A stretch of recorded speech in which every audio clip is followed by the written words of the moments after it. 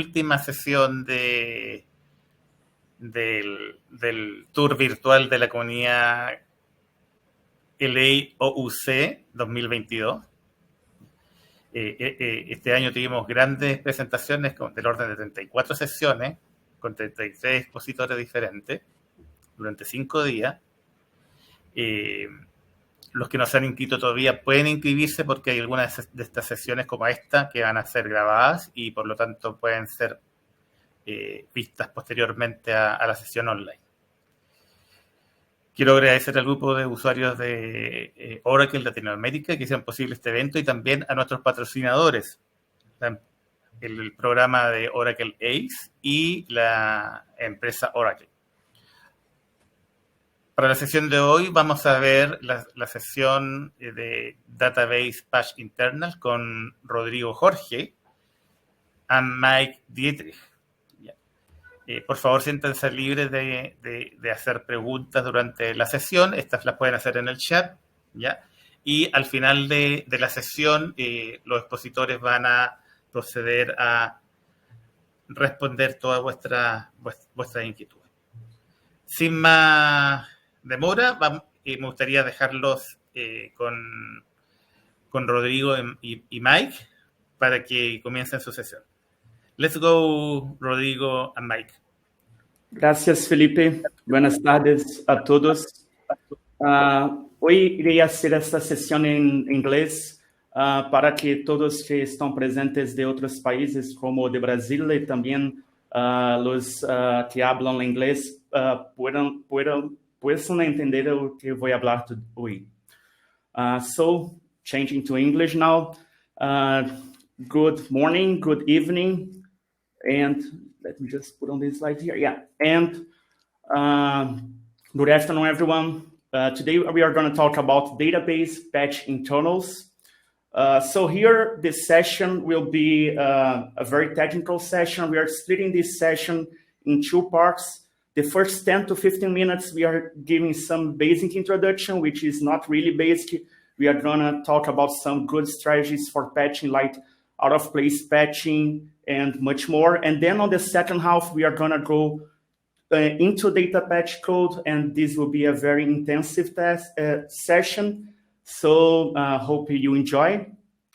So today with me, I have the pleasure to have Mike Dietrich. Mike doesn't need much introduction again, just like I said on Monday. He is one of the most well-known product managers in Oracle. He was working there for more than 20 years. And he is also not only improving our products, but he is a database evangelist. So he's always traveling to customers and to conferences and preparing materials like this one, so we can help the community with knowledge and with training. So here is Mike's email, Mike Twitter, and Mike website. So don't forget to follow him on his social media if you don't do that already. So this is our team. Yeah, this is our team. We are spread around the world. We have Roy and Bill working in US. I'm working here in Rio, in southeast coast of Brazil.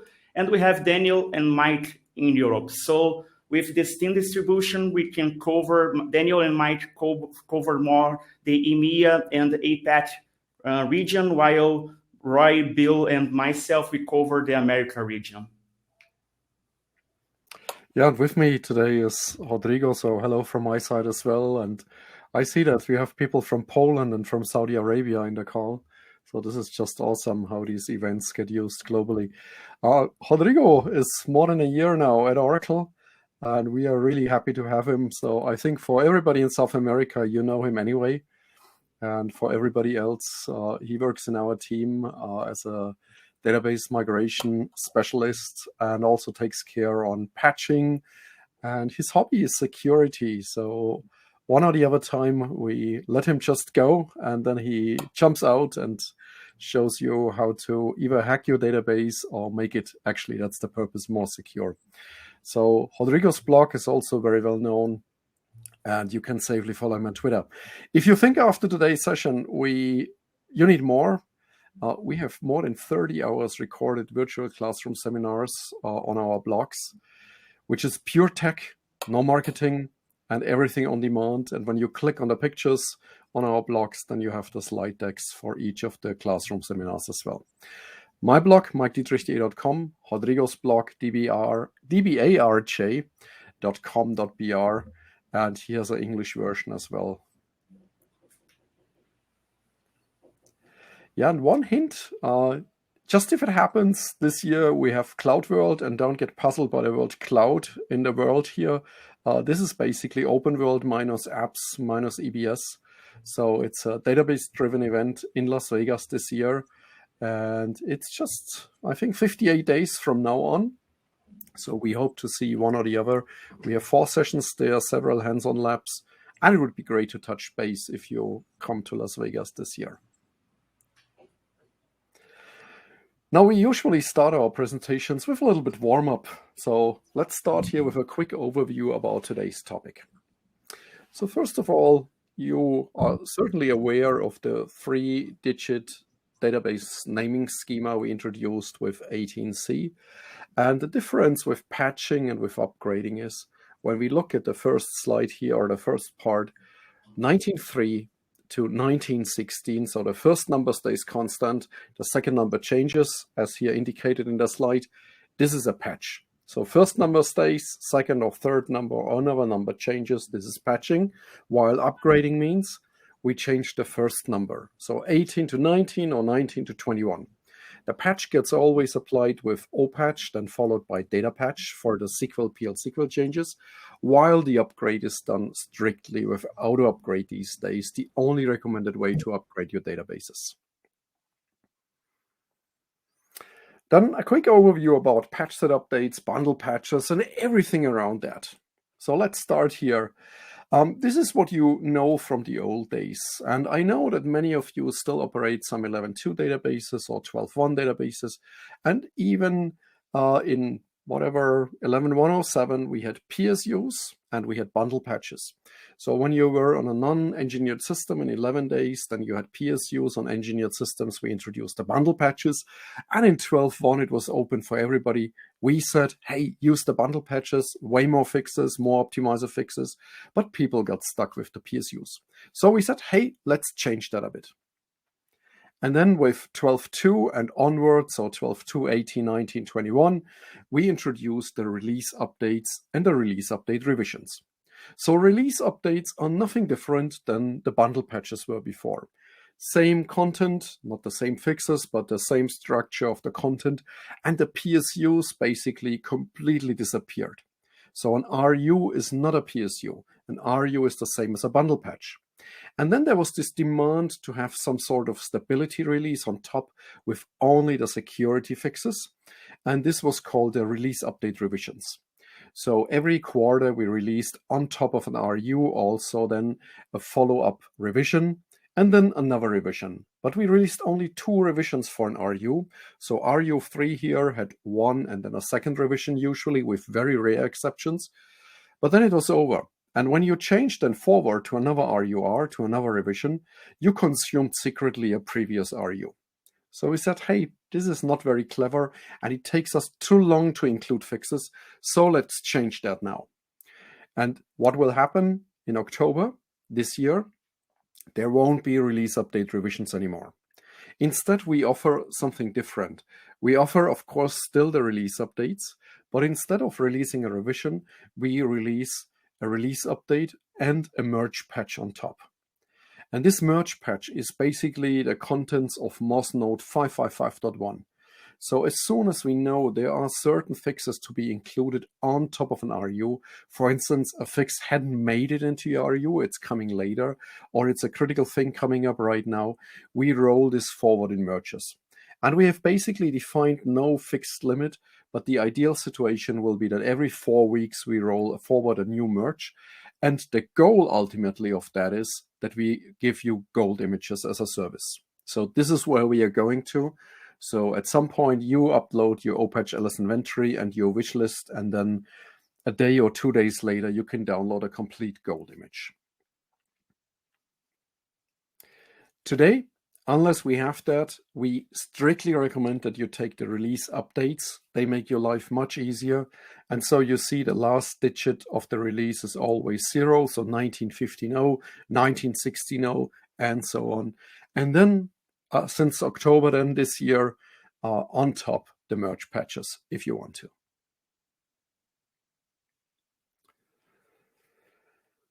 Then a few patching basics and patching strategies at this point. Let us start here, and then Rodrigo will take over for the patching internals.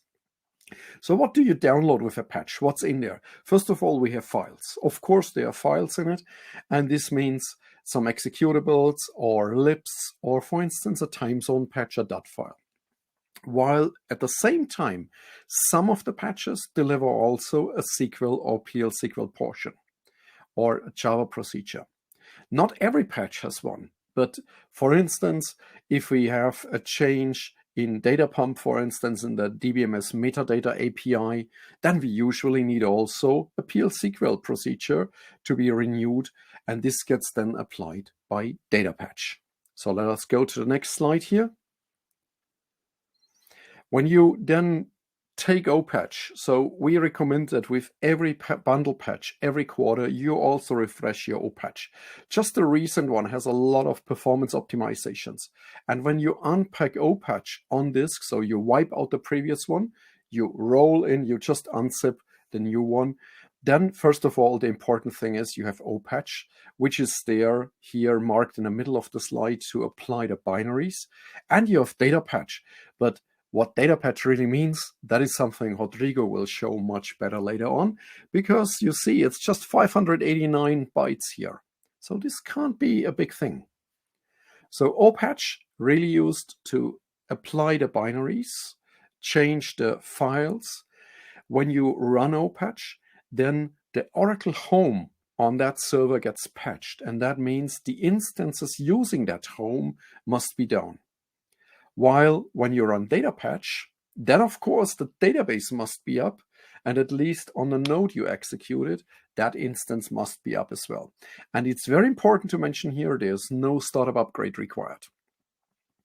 In a rack environment, you use opatch auto. Most of you will know that, so it goes rolling node by node. And pro tip here, always try to patch out of place, because that first of all goes faster, and second, it reduces the risk if something goes completely wrong. So let us look at the different patching strategies here with out of place patching. Here we have an Oracle 99 home, so not that new, quite outdated at this point, but what we do is, first of all, either we clone that home, or we install a new 1930, and then we apply on top of that home with opatch apply a new patch bundle, a new RU. So this home will have now 1916.0. The best thing is it's out of place, so my previous home is still untouched, the database is still running. I stop the database now, I start it up in a new home, so shut an immediate, then I start up in a new home, and once the database is up, then I invoke data patch minus verbose, and it will apply the potential SQL and PL/SQL changes to it.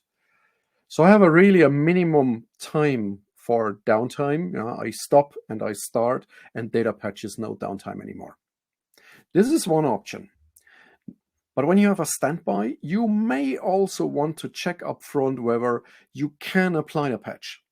So we have the primary and the standby, and what we do here is now we start the standby at first in the new cloned home. So we do basically the same as we did before. We either clone the home or we install a new home, but not only on production, but also on the standby side. So both sides need equal homes. And once this is patched, here we do it with opatch apply to 1916, then we stop the standby and we bring it up in the 1916 executables. No data patch run here. We just make sure that the executable, the patch binaries, everything works fine. If you want to test no data patch, then we convert our standby into a snapshot standby. And once it's a snapshot standby, then we can run data patch.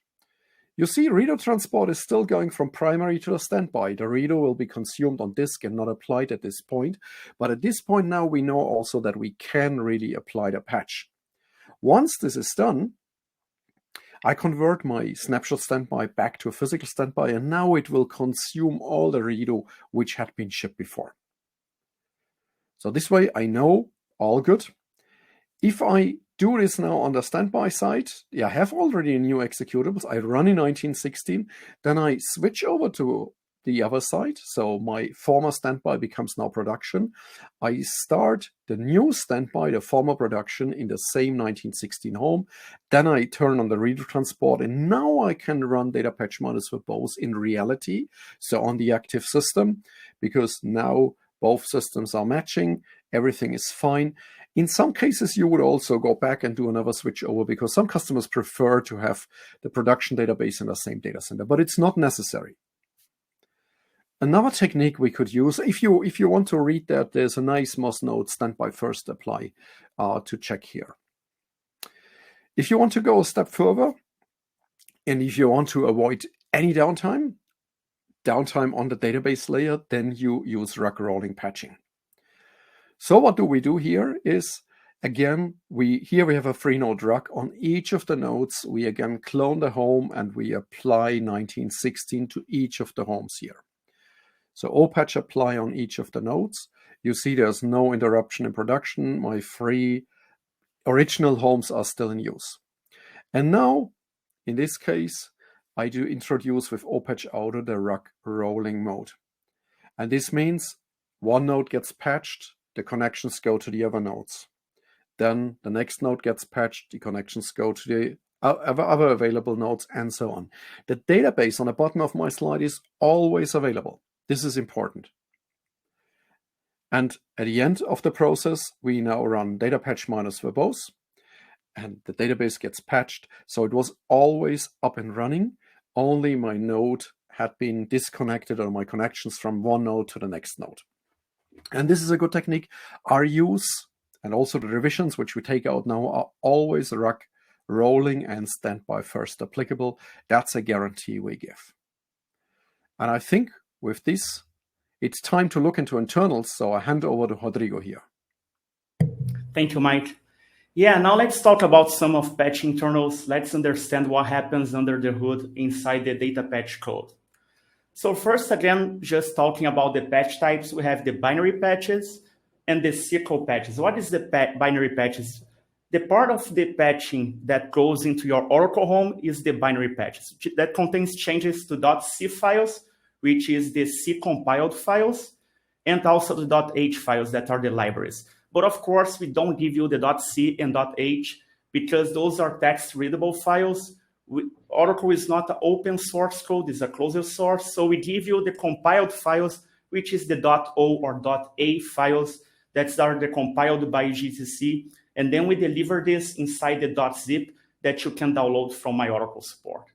The SQL files, they are text readable. Sometimes they are obfuscated, but the obfuscation, as all of you know, it's easy to revert. The idea here is just that we can provide you a file that you can run inside your Oracle database. So the SQL changes are .sql file, .pls, .pta, and they are installed in the database using datapatch. So the zip that you download from my Oracle support will contain both the .o and .a files that are the compiled binary files, as well as the .sql that will run inside your database.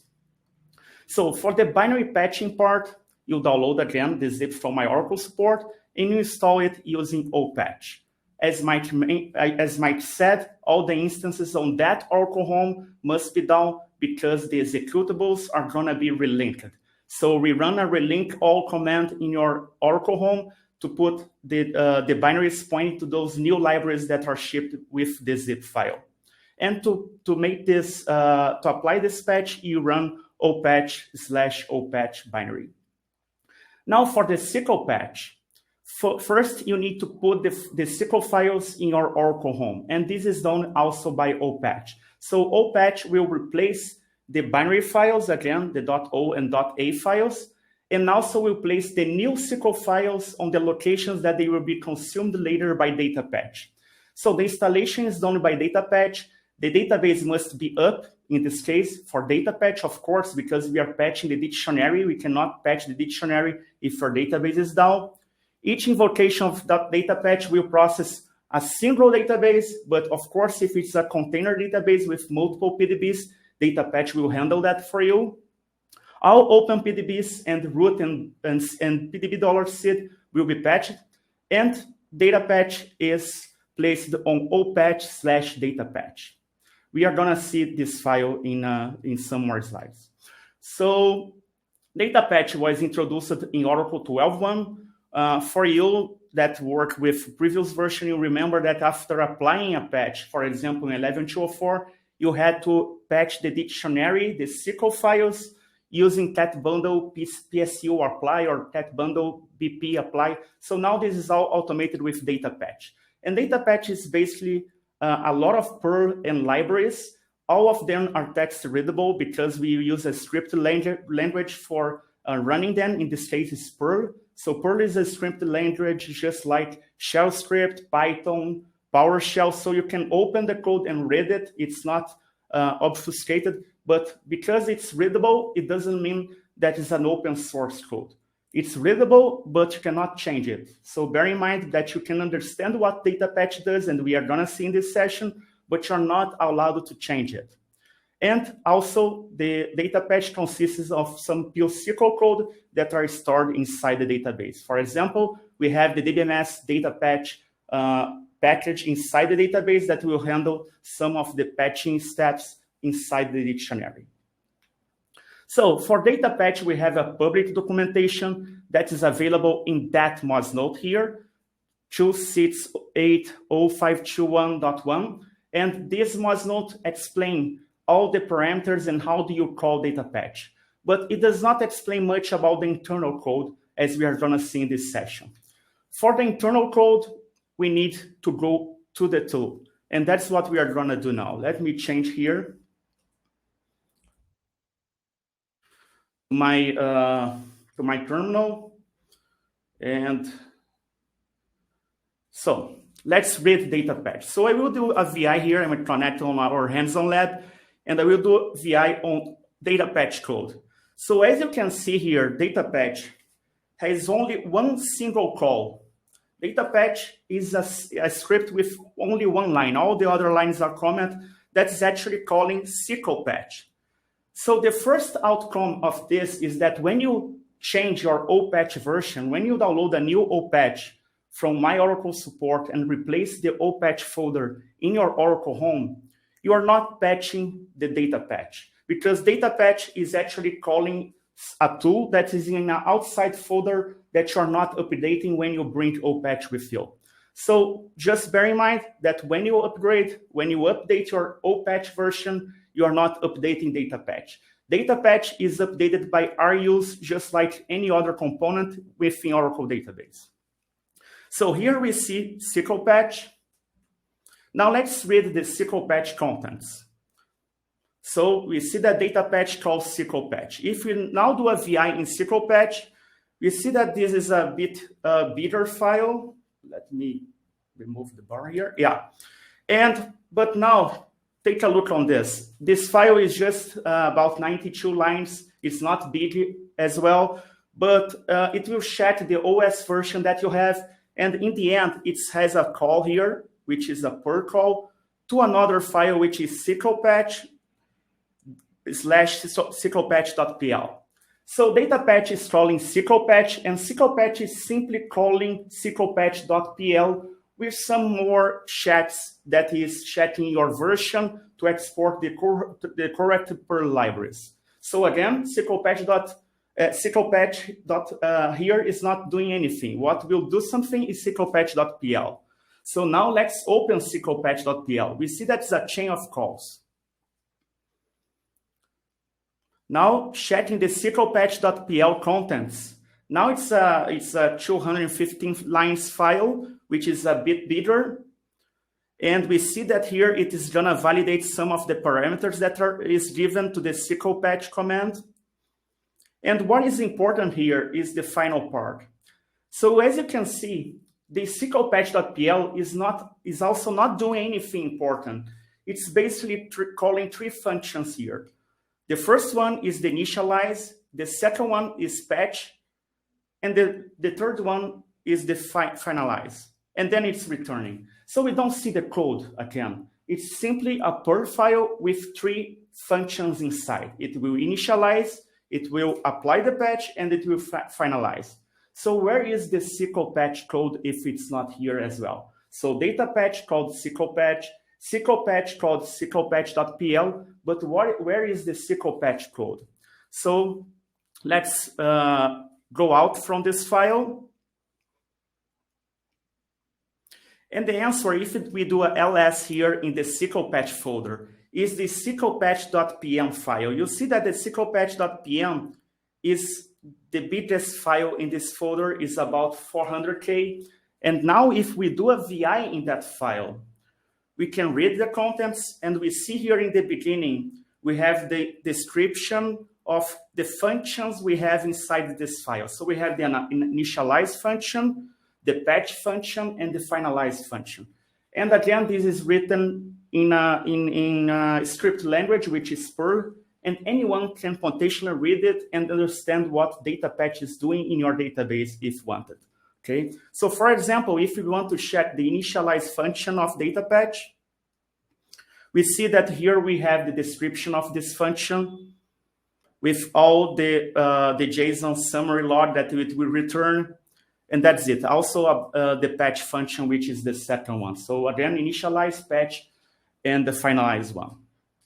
So going back to our slides, what we have is we have data patch calling SQL patch in a different folder. So again, when you patch opatch, is a good one. So when you patch opatch, you are not updating the SQL patch because it's in a different folder. So just repeating what I said, to update your SQL patch version, you need to apply the latest RU, not get the latest opatch. And SQL patch called SQLpatch.pl that will include the SQLpatch.pm, where is all your code.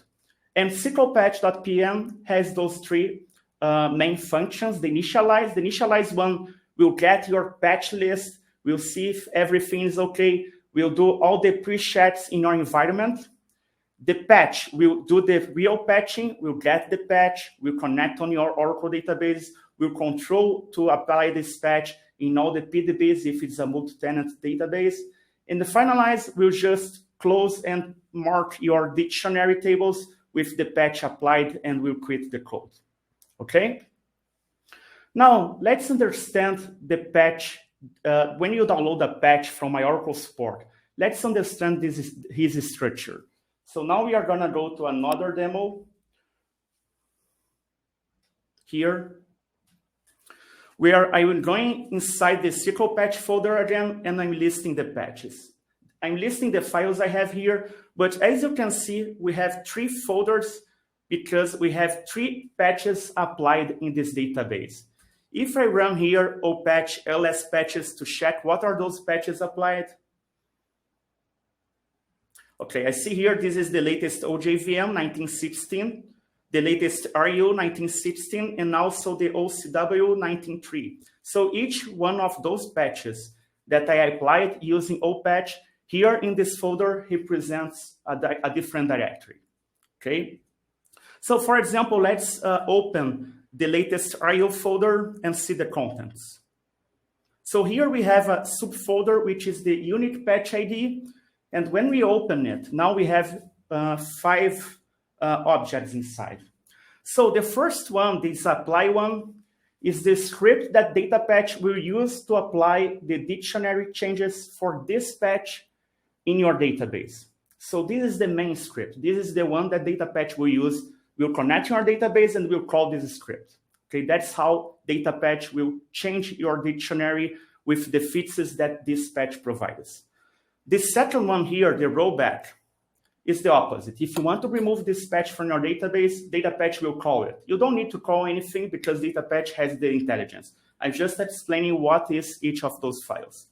This third one, the XML, is the metadata for the patch. So this will say what is this patch, like what is the type, if it's an OJVM patch, if it's a release update patch, if it requires database opened in normal mode or upgrade mode. There are some very strict quantity of patches that do require upgrade mode, but they are exception. Most of them doesn't require that anymore. And also some other attributes, like all the files that this patch is touching in your Oracle home. Then we have the zip. The zip I will explain a bit later. Basically, the zip is all of those files in this folder compressed in the zip. And the rollback files. So this folder, what we have here is before replacing anything in your Oracle home, datapatch, actually opatch, will save a copy of that file in this folder. So if you want to roll back a patch, the opatch tool will just get the previous version of the file from this folder and put it back on the place it was. Okay, so this rollback files is simply the folder that will store the backups of your files before you apply the patch in your environment. So going back to the slide, again, we have the patch number and always a subfolder with the unique ID of the patch.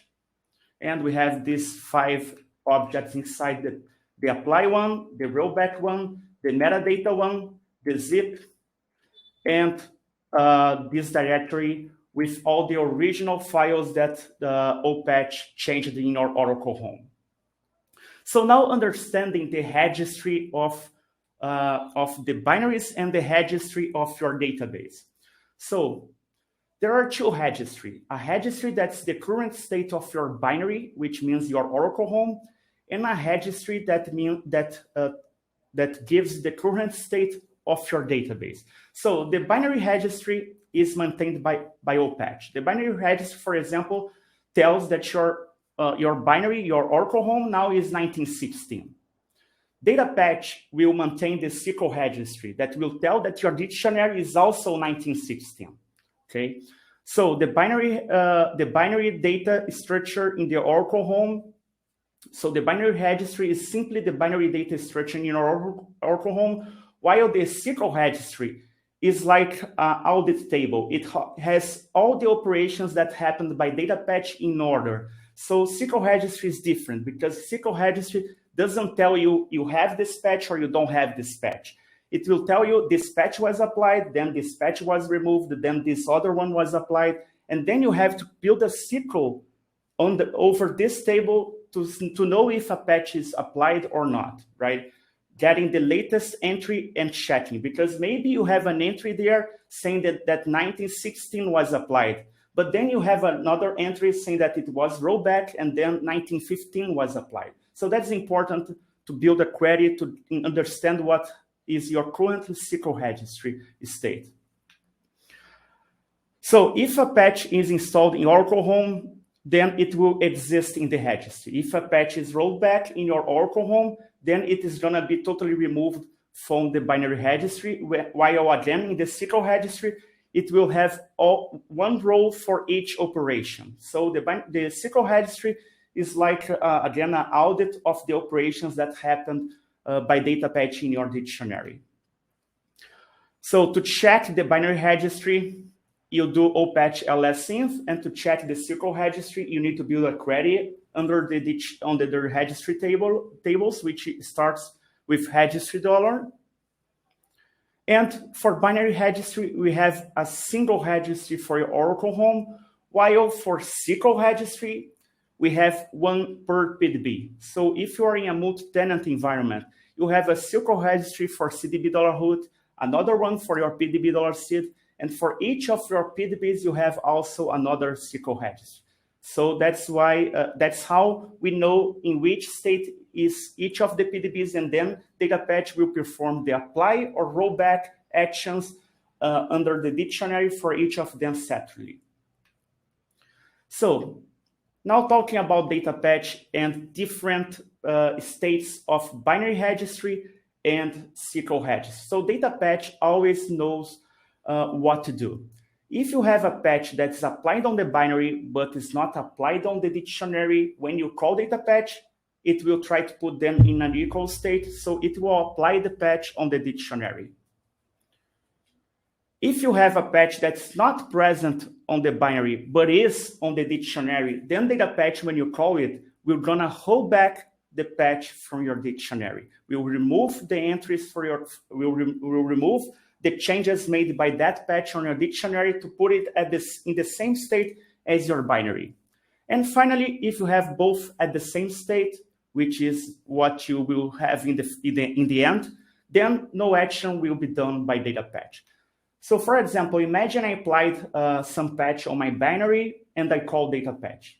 When I do that, I get that message here that a given patch is installed only in the binary, right? So in that case, data-patch will get the patch apply.sql file and run in your PDB or in your database to put them at the same state as your binary registry, okay? Now let's talk about queryable inventory. How data-patch knows the state of your binary patches. So data-patch knows using queryable inventory. Let's see it in the demo here. So now I will connect on SQL+. So opening here a SQL+ session. And I will set long here to 1,000 so I don't get my output truncated. And that way I will query the queryable inventory. So you see this query, there is a very similar query that data-patch will run in your database to check your binary state. So data-patch runs this, and then you see the output here is saying that this patch and this patch, they are applied. So data-patch will compare the binary state, which is this. So data-patch won't call opatch ls patches. Data-patch will call this package here, and this package will call opatch ls patches. Actually, this package will check the XML file you have. So, and then depending on what you have in the binary and what you have in your dictionary tables, data-patch will take the action of either applying the new patch or rolling back the patch you have extra in your dictionary, or even doing nothing because they are in the same state. So here you see only two patches applied, this one and this one. This is the patch unique ID, but you don't see the OCW patch here. Why you don't see this patch here ending in 399? You only see 642 and 870 here. And the reason is because this OCW patch is a binary only patch. So there are some patches that they doesn't apply to the database dictionary. They are called binary only patches, and they only change the files in your Oracle home. So there is no need to run any SQL patch. And there is a flag in the XML file, in that metadata file that I showed before, that tells if a patch is a binary only patch or not. If it's not, then SQL patch or data patch would run the scripts to change your dictionary and put at the same state those patches. Okay?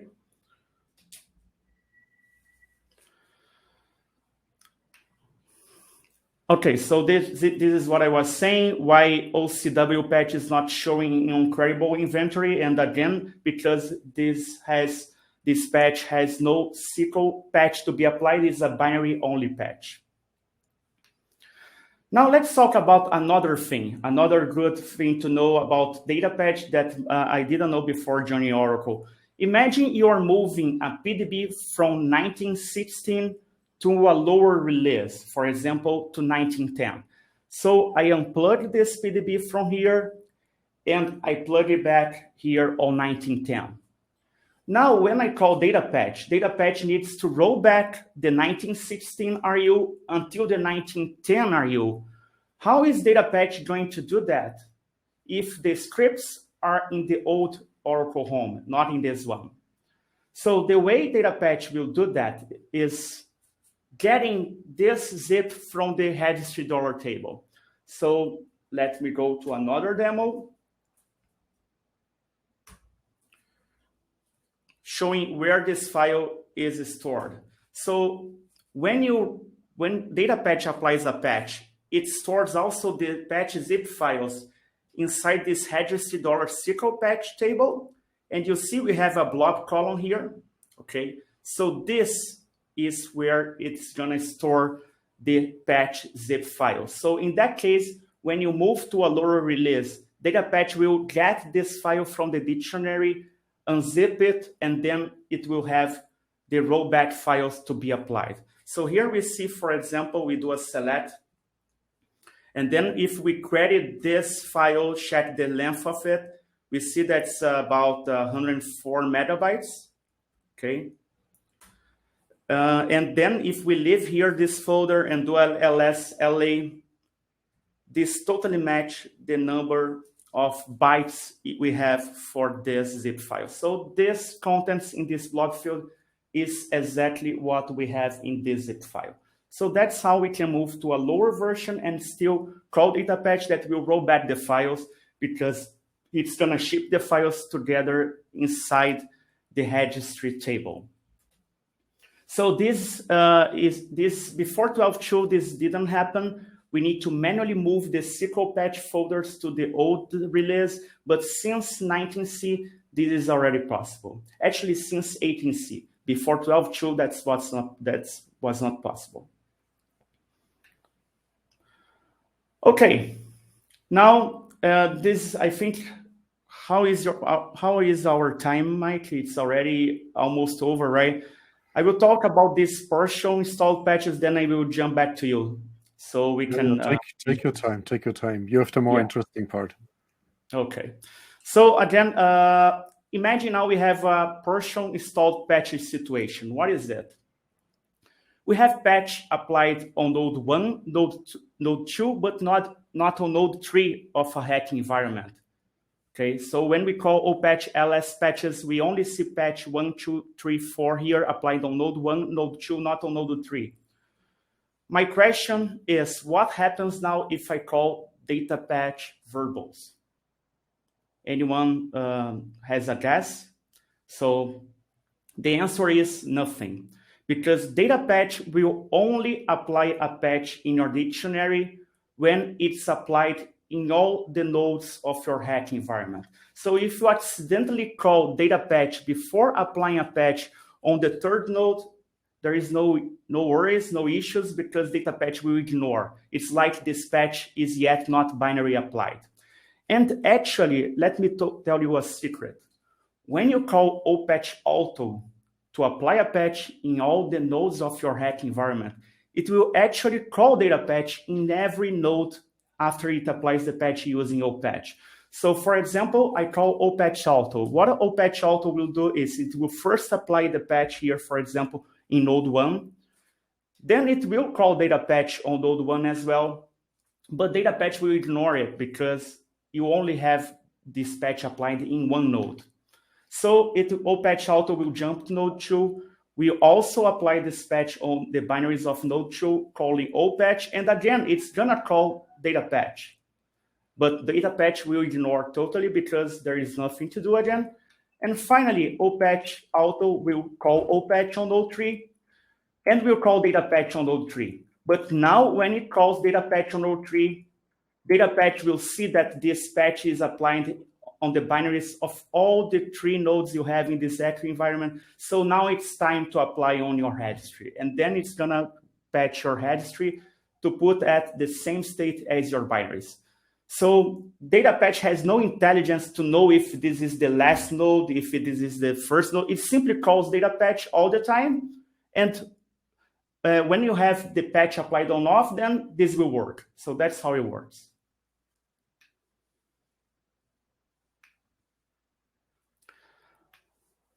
Okay, and finally, the last part here. Imagine now a multi-tenant environment where you have each PDB. Again, you know that in a multi-tenant, I said that each of the PDBs have its own registry tables. So you have this situation. We have patch 1, 2, 3, 4, 5, and 6. But 1, 2, 3, 4, 5, and 6 are only applied on the binaries. For PDB$seed, PDB1, CDB$root, you only have patch 1, 2, 3, 4. And PDB2, you don't have none of them. So you don't have any patch. What will happen now when you call datapatch? So datapatch will build a list of what we call the queue list. So the queue list is, we need to apply patch 5 and 6 in CDB root, because the binaries we don't have in CDB root. We need to do the same at PDB seed, and we need to do the same at PDB1. But PDB2, we need to apply all of them. So to make this process faster, what datapatch will do is build this list, and then we'll convert this list into a catcon command with those apply.sql scripts that I showed you on the directory. So it will call the per catcon.pl to apply 5 and 6 in all of the PDBs, because none of them has this patch. And we'll call catcon only for PDB2 for patch 1, 2, 3, and 4. Because remember that PDB2 was the only PDB that has none of them. Okay. Now, because of the timeline, I will jump to your part. Otherwise, we will go until 1 more hour here. I need to make. I think we are the last ones anyway. Yeah. Now let's do a quick finish on the Java virtual machine, because we know that this is something which often causes trouble. And let us just jump in. The reason why you must patch quarterly OJVM is simply, we went back for all the alerts, and you see the average over 6 or 7 years is 7.2. And this is just the maximum highest alert. Risk score maximum is 10. So average 7.2 means every quarter you need to patch, no way out. Next slide. So this is how you check quickly, either in DBA registry or CDB registry, whether you have OJVM. If you find a Java VM, then it's there. That means you have some options. Let's go there. So first option is you patch it quarterly, as I said. It means in 19C is a separate download, or you take the combo patches. In 21 or from 21 on, it's included in the standard RU, so there's no separate OJVM download anymore. In single instance, it's straightforward because you patch your home, like we explained before. There's no extra downtime associated. In RUC, in the old days, there was downtime, but you can avoid that. The downtime you may get is the brownout of the Java subsystem, because it has to be stopped and restarted, and this will affect all nodes. Most customers don't care because you don't have an application which doesn't use the Oracle JVM. You may have a Java application going with JDBC or whatever against the database, but only if you have an application and you code in the JVM, then you care, and then you need to check this MOS node, because it has queries to check whether you are using the JVM or not. So having it does not mean you use it. So 21 included, 1918C separate download, RUC rolling, 12.2 not RUC rolling, so another reason to go to 19C right away. Second option, everybody has the mitigation patch in your Oracle home. What does that mean? It allows you, without deinstalling the OJVM, to disable it, and so nobody can attack it if it's disabled. It's not RUC rolling installable, so again, this requires a stop. But the OJVM in this case won't be a risk anymore if you disabled it with the mitigation patch. Just a few hints, and this is why we have links to the blog posts here. In a multi-tenant environment, you need to take a little bit extra care on this mitigation patch. And I think on the next slide, we have the steps how to do that. So in order to activate it, for the first time, you need to run dbmsjdev.sql. This is in your rdbms admin. And when you run that, then you have now a dbms java dev disable and enable. So the disable call will disable the Java subsystem. Nobody can attack it. But the pitfall is, whenever you patch, whenever you upgrade your database, you must enable it beforehand and then disable it afterward. So take care on that. Third option, you remove it. You rip it out. You say, hey, I don't need OJVM. Why should it be there? It's straightforward in non-CDBs. It's unfortunately a terrible hassle in CDBs because it depends a lot on which patch level you are. So the best thing is if you want to rip it out from a CDB environment, then you open an SR and you triple check with Oracle support, please.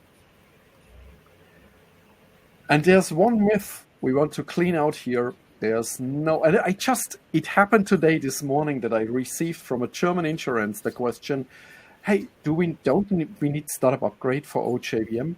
No, you don't need.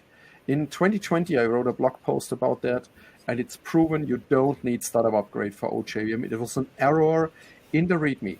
If you had used it for a long, long while in the older days, then it will block it. So you need that extra -skip upgrade check flag with datapath, and then you can still run it without startup upgrade. So no startup upgrade needed anymore since, I think, 2017.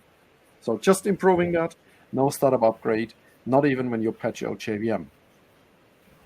And I think with that, we just can highlight, we have a YouTube channel, no dancing videos there, just tech videos, no marketing, no buzzwords, everything tech. Just tune in, follow us. Every 2 days we upload a new video. And no TikTok videos, Mike? Pardon me? No TikTok videos. Not yet. We try to convince Rodrigo. He's the youngest in our team. We just discussed whether he can start becoming a TikTok star as well. So we take this offline afterwards. So the hint to our blogs here, we showed them before. And with that, I think we would like to say thank you for the attention, and on a Friday, especially those people where it's really late night. So, Rodrigo, do you want to say something? Yeah, thank you, Mike, again, for joining me in this session. Thank you, LAOC, for this organization, and all for the attendees for coming to our session today. Yes, thank you, everybody. And thanks, Felipe, as well, for hosting us. Thank you very much, Rodrigo and Mike, for this incredible presentation that has taken us on the deep journey about Oracle patching internals. It was a very good and also session. And thank you to the audience for your participation. And I hope to see you in another Oracle event in the future. Thank you very much. Goodbye. Goodbye.